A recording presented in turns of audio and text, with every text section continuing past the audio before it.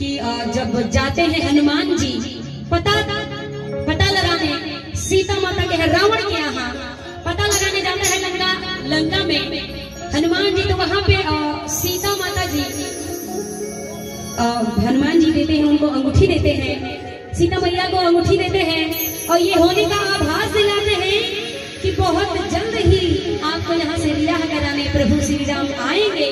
और यही अपने मन का बात उनसे पूछती है और बताती है कैसे कहना है क्या